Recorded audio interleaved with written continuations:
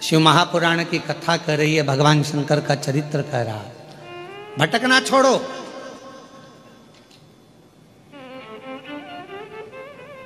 हम जितने जितने भटकते हैं मृत्यु के बाद और ज्यादा भटकते हैं। क्योंकि ये वो कहते हैं ना कि साहब तर्पण का जल क्यों देना पड़ रहा है, लोगों को पानी क्यों देना पड़ रहा है, तो लोगों ने कहा दिया साहब प्यास नहीं बुझी जिंदगी की, वो हमेशा लगा ही रहा, ये और मिल जाए, वो और मिल जाए, ये और हो जाए, वो और हो जाए, ये और हो जाए, वो और इंतजार करता रहा, प्राप्त नहीं हुआ कुछ पूरा जीवन खत्म हुआ तो जीने का ढंग आया, जब शम्मा बुझ गई तब महफिल में रंग आया। मतलब क्या हुआ, कुछ मिला ही नहीं हाथ में। अब हम आपसे पूछें, तुम्हारे पास एक प्लाट है, ठीक है, जरा उत्तर देना है, ठीक है। एक प्लाट है तुम्हारे पास में, अब वो प्लाट तुम्हारा आधा प्लाट तो रोड पे चले गया, गवर्नमेंट ने ले लिया, ठीक है, काय में चले गया, रोड में।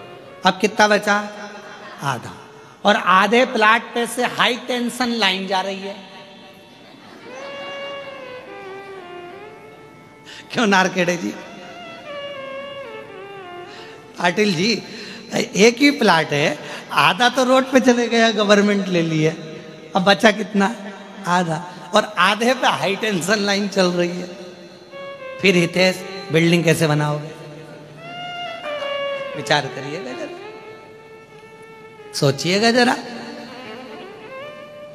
तो जो चतुर प्लाट वाला होता है वो सोचता है आधा गवर्नमेंट की रोड में चले गया, आधे पर हाई टेंशन लाइन चल रही है, इससे तो अच्छा है इस प्लाट को बेच दूं, कोई ले ले, औने पौने में थोड़े बहुत पैसे में, तो कहीं दूसरी जगह जाके अपना काम चालू करूं, दूसरा मकान बनाऊंगा। कोई बनाएगा हाई टेंशन लाइन के नीचे मकान, अरे बोलो तो जम के, नहीं, काम का ही नहीं। आधा तो चले गया रोड पे, बचा आधा, ऊपर से हाई टेंशन लाइन जा रही, तो बिल्डिंग बन नहीं सकती, मकान बन नहीं सकता, परमिशन मिलेगी नहीं, तो करना क्या, बेच दो इसको, आधे को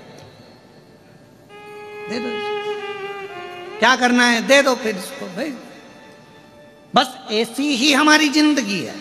आधी जिंदगी 100 साल के, तो अब आज के जमाने में 100 साल के तो बहुत कम जीते हैं, ठीक है, कोई वो तो ऊपर से सील ठप्पा अच्छा जोरदार लगा के लाया हो तो बात दूसरी, और कोई शंकर जी का प्रिय भक्त हो तो भगवान शंकर लड़ झगड़ के इसको 100 साल तो पूरा कर ही देते, फिर भी अपन 100 साल मानो। अब 100 साल की जिंदगी में आधे 60 साल, अपन 60-50 साल तो तुमने परिवार को दे दिए, ठीक है, मतलब आधा प्लाट तो तुम्हारा गवर्नमेंट ने ले लिया रोड बनाने में, अब बचा कितना, आधा। अब आधे पर हाई टेंशन लाइन चल रही है, कम मर जाओ, कोई भरोसा, आधे पर हाई टेंशन लाइन, मृत्यु कभी भी आ सकती है। 50 के बाद ऐसा लगने लगता है कि अब मैंने सब कर दिया है, अब कोई भरोसा नहीं है। लोग अपनी अपनी पत्नी और बच्चों को बताना चालू कर देते हैं, अपने 2 प्लाट इधर है, मकान उधर है, और ऐसा रखा है, मैंने इतना कर दिया है, बैंक का बैलेंस ऐसा है, दुकान व्यापार ऐसा है, वहाँ से माल लाते हैं, पुणे से लाकर मुंबई की ओर जाकर ऐसा करते हैं, सब चीज बताना प्रारंभ कर दिया। मतलब तुम्हें मालूम पड़ गया high tension line, high tension line चल हाई टेंशन लाइन चल रही।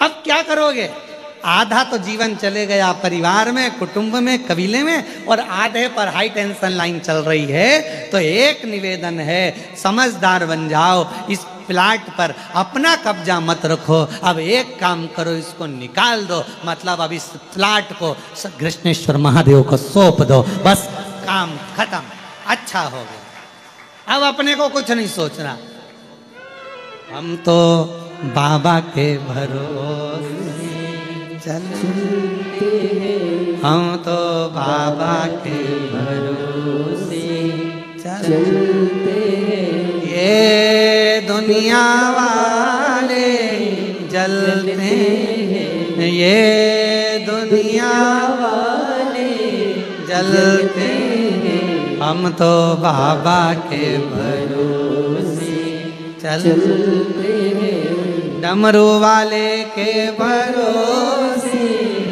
चलते हैं, बेरुल वाले के भरोसे चलते हैं, सीहोर वाले के भरोसे चलते हैं, हम तो बाबा के भरोसे चलते हैं। तो जो है आधा बचा हुआ जो प्लाट है, आधी पची हुई जो जिंदगी है, जितनी बची, जिसकी हम तुमसे ये नहीं कहेंगे कि वापस पीछे आओ और आधी वापस दो, जो चली गई वो तो निकल गई। कोई 60 का है, कोई 75 का है, कोई 55 का है, कोई 40 का है, कोई 45, जितनी तुम्हारी जिंदगी आधी तुमने परिवार को, कुटुंब को, कबीले को, नातों को, रिश्तों को दे दी। अब आधी जो बची है उस पर हाई टेंशन लाइन चल रही है। तो जितने 50 के ऊपर वाले हैं, आपसे निवेदन है हाई टेंशन लाइन के नीचे चल रहे हो, इसलिए प्लाट पर मकान मत बनाना। अब ज़्यादा मोह आसक्ति माया मत रखना, अपना प्लाट दे देना, मतलब अपने आप को मेरे देव अधिदेव महादेव को समर्पित कर देना। ये अपनी समझदारी इसी में। और अगर हो अच्छा कोई इंजीनियर मिल जाए तुमको कि हाई टेंशन लाइन के नीचे बिल्डिंग बना दे, तो हमारी कोई दिक्कत नहीं। किसी किसी की अच्छी पहचान होती है और पैसा अच्छा जोरदार होता है तो हाई टेंशन लाइन बाजू में खसक जाती है। जैसे राजा श्वेत, मृत्यु आई, यमराज आया, पर शंकर जी से पहचान थी, उनने फाइल पे सिग्नेचर करके दे दिए, बाजू के खेत वाले के हाई टेंशन ले जाओ, इसको छोड़ दो। पहचान दी, सिग्नेचर काम कर। और शंकर जी के सिग्नेचर के चक्कर में तो ब्रह्मा जी इस्तीफा दे रहे थे। ब्रह्मा जी इस्तीफा क्यों दे रहे थे? ब्रह्मा जी ने कहा मुझे तो ब्रह्मा रहना ही नहीं है। तो भगवान विष्णु ने पूछा तुम ब्रह्मा क्यों नहीं रहना चाहते? कि मेरी चले ही नहीं तो ब्रह्मा रहने से मतलब क्या?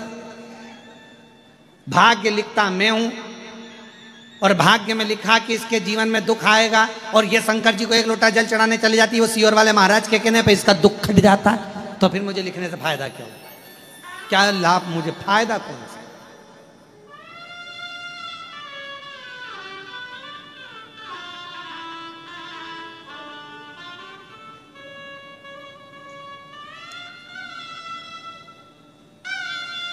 एक पत्र है, 3 दिन में आज आया, ठीक है, 3-4 दिन में आज मिला। मैं सुमित्रा आबा साहेब कलस्कर, मैं छत्रपति संभाजी नगर से आई हूँ। आप ही हैं? 3 दिन में पहला पत्र पढ़ा है, बधाई आपको बहुत बहुत। ठीक है, आ जाओ, एक बेलपत्र ले जाना, आ जाइए। गुरुजी, मुझे तो उम्मीद ही नहीं थी, अपने आप को 4 बार मैंने चिमटी खोल ली कि क्या मैं सही में कथा सुन रही हूं? सही में। गुरुदेव, मैं नारखाड़े परिवार को और पाटिल परिवार को धन्यवाद देती हूं। हमने कृष्णेश्वर बाबा को जब सावन के महीने में कावड़ चढ़ाई तो हमने विनती करी, बाबा एक बार कृष्णेश्वर में कथा सुनने का मौका दो, पर उम्मीद नहीं थी क्या इतनी जल्दी मौका मिल जाएगा, और बाबा की कृपा से आज हमें कथा सुनने को मिल रही है। हम बाबा को धन्यवाद। एक दूसरा पत्र है, आप कैसे हो? I am fine. आप कैसे हो? मैं वर्षा रमेश अग्रवाल संभाजी नगर की रहने वाली हूं। कहीं बैठी हूं तो हाथ हिला सकती हैं। आप ही हैं? श्री शिवाय नमस्तुभ्यम। कोई तो मिला हाल जानने वाला, कोई तो मिला। मेरी जीजी, आपके चरणों को प्रणाम।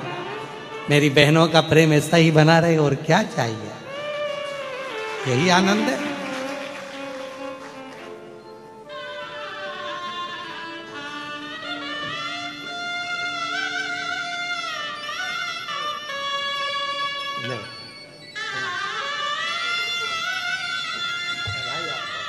आपके साथ वाली को देना हो, ले लो। साधु तो आपने जो मांगा भगवान ने आपको दे दिया। श्री शिवाय प्रणाम। बस रोते नहीं है, खुश खुश हो जाओ। अब तो बाबा ने कृपा करी। ये दोनों जजमान को धन्यवाद देना।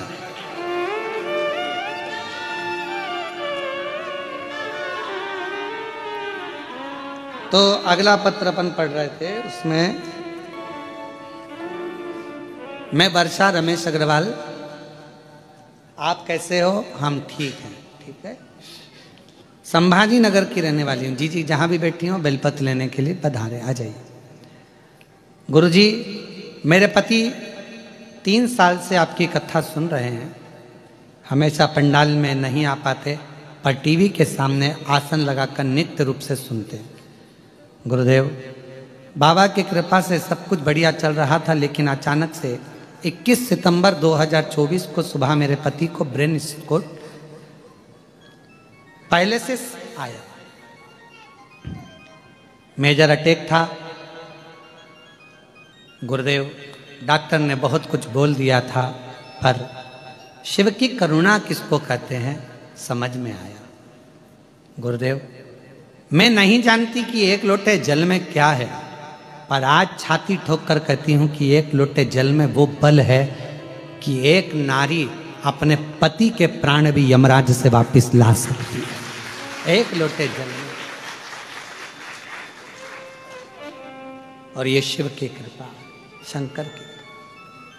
डॉक्टर के हिसाब से ये चल नहीं पाते, डॉक्टर के हिसाब से ये उठ नहीं पाते, डॉक्टर के हिसाब से ये बोल नहीं पाते, पर 1 लोटे जल ने, बेलपत्र ने ऐसा कमाल करा कि आज चल भी रहे हैं, बोल भी रहे हैं और समझ भी रहे हैं। ये शिव की कृपा, ये शिव। और तेरी कृपा का क्या है भरोसा, कब किस पर हो जाए जरा सी हम पर कर दो, हो जरा सी हम पर कर दो। डॉक्टर ने तो गारंटी भी नहीं दी थी कि ये ठीक हो पाएंगे जिंदगी में, पर शिव की कृपा से आज चल रहे हैं, बैठ रहे हैं, समझ रहे हैं। ये बाबा की उदार, एक बार जोरदार ताली बजाओ साहब।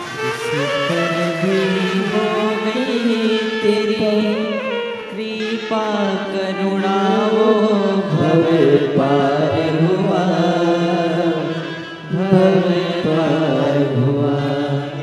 पापी वो चाहे जितना, उसका भी बाबा उद्धार हुआ, उद्धार हुआ।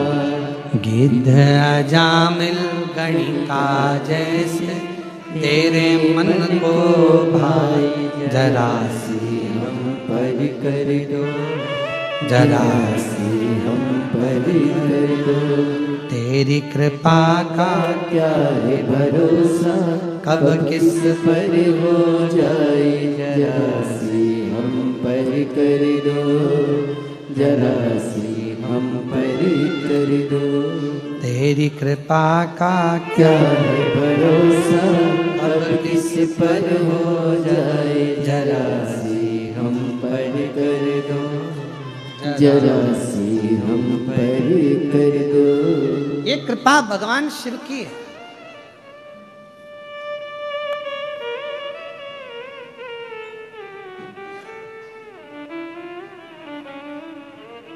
ये भगवान शंकर की करुणा है, उनकी उदारता है, उनकी दया है। चल रही है हाई टेंशन लाइन ऊपर से, बिल्डिंग नहीं बन सकती, मकान नहीं बन सकता, तो प्लाट दे दो, बेच दो। अर्थात मालूम पड़ गया कि अब शरीर ठीक नहीं है, चल रहा है हाई टेंशन लाइन, मौत। छोड़ दो अब भगवान के चरण, छोड़ दो। रोज प्रतिदिन भगवान को प्रणाम कर कर महादेव नमन चरणों में स्वीकार कीजिए, सबका किया है मेरा भी उद्धार कीजिए, उद्धार कीजिए। हे त्रिपुंडधारी, है त्रिशूलधारी, है त्रिपुंडधारी, है त्रिशूलधारी। चरणों में तेरे बाबा जी पावन है चारों धाम। तेरी देव करते वंदना पूजे सीताराम। चरणों में तेरे बाबा जी पावन है चारों धाम। तेरी देव करते वंदना पूजे सीताराम। हो जाए पूरी कामना, हो जाए पूरी कामना। उपकार कीजिए सबका किया है मेरा भी उद्धार कीजिए, उद्धार कीजिए। है त्रिपुंडधारी, है त्रिशूलधारी। भगवान के प्रति समर्पण के भाव को प्रबल बनाओ, केवल कहने से नहीं भाई।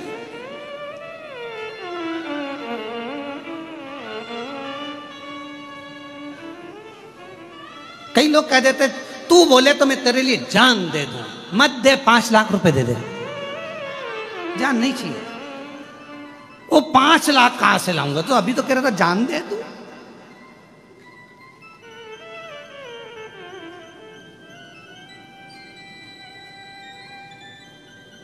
अरे भाई कहना सरल है, तू बोले तो मैं तेरे लिए जान दे दूं, तू बोले तो मेरे तेरे लिए प्राण दे दूं।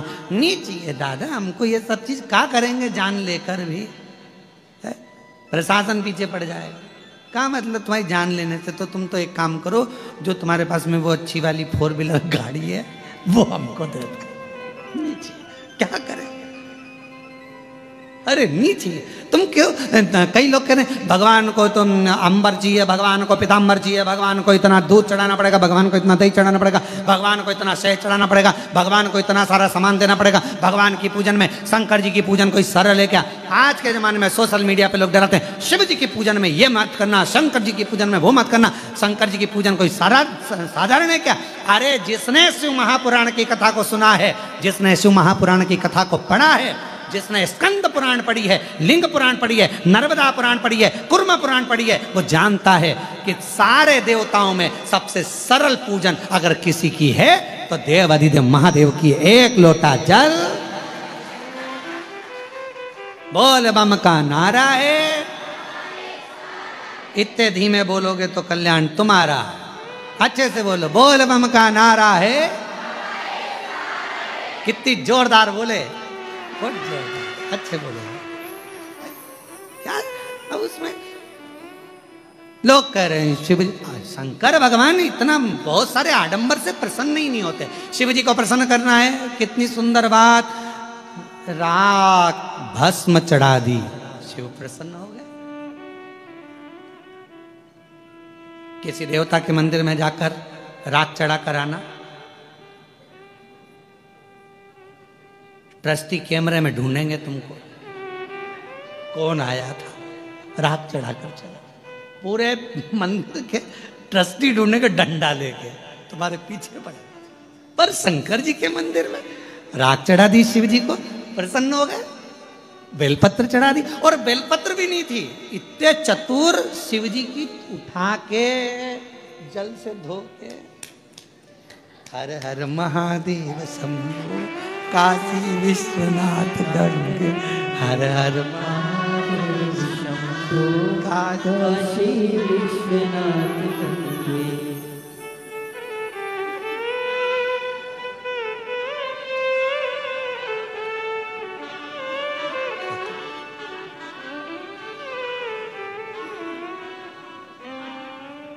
और शंकर जी भी इतने खुश, कितना भोला है, मेरे को दे रही है। शिव जी तो जानते हैं तेरा है क्या संसार में, क्या लेकर आए थे, तुम्हारा क्या था, मुट्ठी बांधे आए जग में, क्या लेकर आए थे? कुछ नहीं, एक तन पर कपड़ा भी नहीं था, नग्न वेश था। कुछ भी तुम्हारा नहीं था। वो तो शंकर भगवान ने तुमको अच्छे घर में जन्म दे दिया, शिव जी ने अच्छे कुल में जन्म दे दिया, अच्छे महाराष्ट्र में जन्म दे दिया, और अच्छे कुल में जन्म दिया, बेरुल में जन्म दे दिया, और क्या चाहिए, अच्छा परिवार दे दिया, इतने अच्छे पत्नी पति बच्चे कुटुंब कबीला सब अच्छा दे दिया, और तो और सारा डिपार्टमेंट एक नंबर का दिया, दोनों नेत्र दिए, श्रवण शक्ति दी, हाथ दिए, पांव दिए, जीवान भी पूरी पूरी दी। उसने कितनी कृपा करी तुम पर। एक आध डिपार्टमेंट गड़बड़ करके भेज देता तो कितनी कृपा कर, उसने दया कर कर तुम्हारे पर भेजा, करुणा कर कर। कान भी दो। किसी ने पूछा गुरुजी भगवान ने 2 कान क्यों दिए? सुनाई तो इन 2 छेदों से देता है, तो इसको देने की जरूरत क्या थी भगवान को? हमने कहा तुम्हारा बुढ़ापा आएगा तो चश्मे का स्टैंड कहाँ?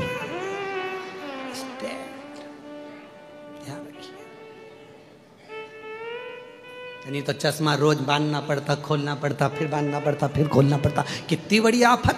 तो भगवान ने 2 स्टैंड देकर भेजे हैं तेरे बुढ़ापे के लिए। स्टैंड क्यों गुरुजी? भगवान ने हाथ 2 दिए, किडनी 2 दी, नेत्र 2 दिए, श्रवण शक्ति 2 दी, जीवान 1 क्यों दी? हमने कहा एक बहुत है, एक बहुत। ये कितनी गजब कर रही है कि पूरे मोहल्ले में आग लगा दे। 2 दे देता तो हालत खराब कर, तो अच्छी एक। और पूछो बेचारी सासुओं से, तुरंत कह देगी अच्छा है भगवान ने तो कोई एक जीवान दी बहू। और बहू से पूछो सास के लिए, अच्छा हुआ मम्मी तुम्हारी एक जीवान है, नहीं तुम 2-4 होती तो तुम क्या करती? एक है, कृपा है। अब यहाँ शिव तत्व कह रहा है, भगवान शंकर की कथा कर रही है, भगवान कितना कृपा सागर, कितना दयालु, कितना करुणा सागर। और हम कहें कि मैं शिव का शिव, मेरा कहने से कुछ नहीं होगा, उसको अपना बनाना पड़ेगा। दक्ष प्रजापति, राजा के दक्ष प्रजापति की एक बेटी थी। वैसे तो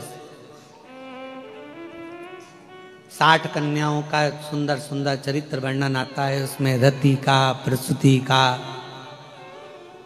उसमें रति का, सती का, माता प्रसूति के गर्भ से जन्म बताया गया है, और बहुत सुंदर सुंदर भाव बताया गया, बहुत सुंदर। उसमें एक ब्रह्मा जी द्वारा प्रकट करी गई एक कन्या, जिसको दक्ष प्रजापति को दिया गया, जिसका नाम था स्वधा। क्या नाम है? स्वधा। बड़ी सुंदर कन्या, इतनी सुंदर। दक्ष प्रजापति उस स्वधा नाम की कन्या को खूब आनंद से स्नेह करते, प्रेम करते, उसको बेटी के आनंद में उसको पालन करते। स्वधा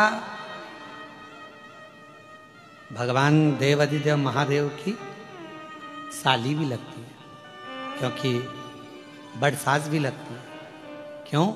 क्योंकि प्रसूति की एक बेटी सती है, तो माता प्रसूति की एक बेटी स्वधा भी है, रति भी है, रोहिणी भी है, चंद्र को भी आई। ऐसी कई बेटियों का चरित्र दक्ष प्रजापति के आता है। आप और हम शिव महापुराण में भगवान देवाधिदेव महादेव के इन पवित्र चरित्रों का स्मरण करते हैं।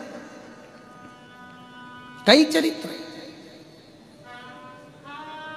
और स्वधा छोटी है, छोटी, पर स्वधा का नियम था। स्वधा का एक नियम था, किसी भी वृक्ष की छांव के नीचे बैठती थी और भगवान शंकर के मंत्र का स्मरण करती थी। नमः शिवाय, ओम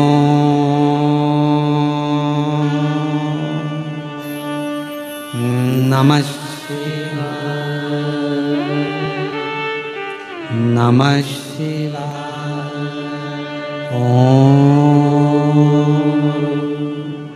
नमः उच्चारण करती थी। हाँ, इस उच्चारण को हमने नमः शिवाय से प्रारंभ करा। क्यों? क्योंकि हमारा शास्त्र कहता है पुरुष ओम नमः शिवाय का जाप करे, स्त्री नमः शिवाय से ओम तक पहुंचे, फिर नमः शिवाय से ओम का स्मरण। आज के समय में बहुत सारे झंझट उत्पन्न कर दिए। ये माताएं ओम मत बोलो, स्त्री ओम ना बोले, ये ओम ना बोले, वो नमः शिवाय का ऐसा जाप करे, वो वैसा। तो श्री शिवाय नमस्तुभ्यम दिल से बोलो, बिना भटके। कोई कहे ये बोलो, कोई कहे वो बोले, तो ध्यान रखो भटक रहे हो तो फिर श्री शिवाय नमस्तुभ्यम। अगर भटक रहे हो तो श्री शिवाय नमस्तुभ्यम पर रुक जाओ, फिर हमें कहीं नहीं भटकना। अब हमको ये सोचना नहीं कि ये बोलें कि नहीं बोलें। कोई ने कहा ओम बोलो, कोई ने कहा नहीं बोलो, कोई ने कहा ऐसा बोलो, कोई ने कहा वैसा बोलो। तो श्री शिवाय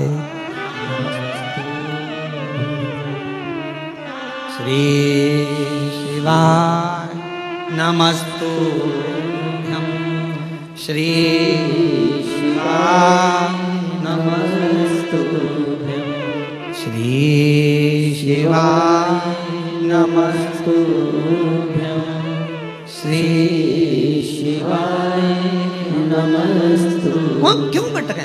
तो नमः शिवाय ओम, नमः शिवाय, नमः शिवाय ओम, नमः शिवाय। सुधा का नियम था, वृक्ष की छांव में बैठती थी और उस वृक्ष की छांव में बैठकर शिव के मंत्र का, पंचाक्षर षडाक्षर मंत्र का स्मरण करती। क्यों? किस लिए? महाराज, हमारे शास्त्र वर्णन करते हैं किसी घर के अंदर बैठकर तप करा तो एक मंत्र का एक फल मिलता है। समझना जरा बहुत अच्छे से, एक मंत्र का एक फल। किसी सरोवर के तट पर जाकर, नदी के तट पर जाकर मंत्र जपा तो एक मंत्र का 10 गुना फल। कितना? 10 गुना। और समझना, किसी तीर्थ में जाकर जपा तो एक मंत्र का 100 गुना फल। किसी ज्योतिर्लिंग में जाकर जपा तो एक मंत्र का 1000 गुना फल। और क्या कहा? बट वृक्ष, पीपल वृक्ष, बेलपत्र वृक्ष, आंवला वृक्ष, शमी वृक्ष,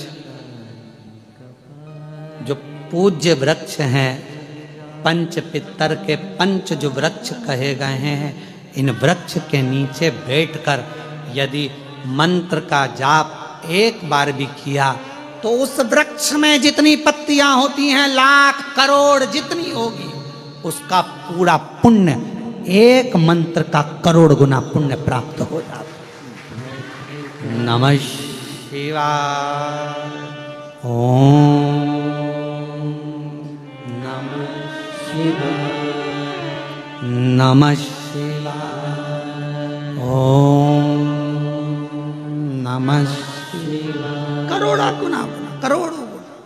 सुधा वृक्ष की छांव में बैठ जाती और मंत्र का उच्चारण करती, नमः शिवाय।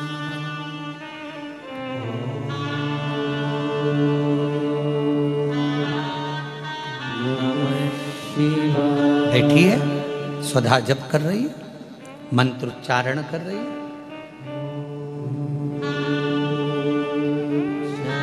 भगवान शिव को याद कर रही है। कोई पूजन नहीं जानती, कोई आराधना नहीं जानती, कोई साधना नहीं जानती, और कोई साधना नहीं, कोई उपाय नहीं, कोई उपासना का तरीका नहीं, बस मंत्र का स्मरण, नमः शिवाय ओम,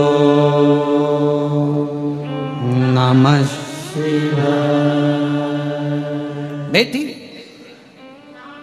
भगवान नारायण ने देखा ये तो सुधा है, दक्ष प्रजापति की पुत्री।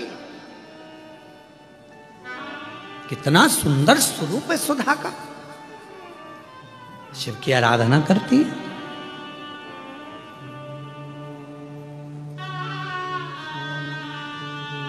दक्ष प्रजापति की जितनी बेटियां थी सबको, सबके पुण्य को देखा गया।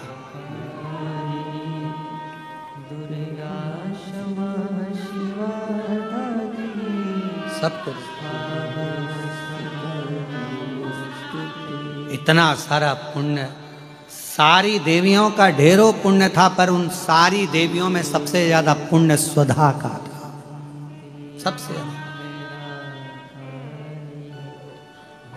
ज्यादा पुण्य सुधा का। सबसे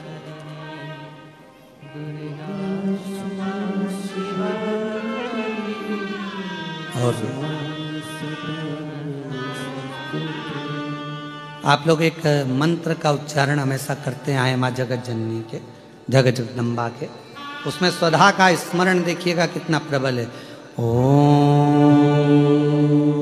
जयंती मंगला काली भद्रकाली कपालिनी दुर्गा क्षमा शिवा दात्री स्वाहा।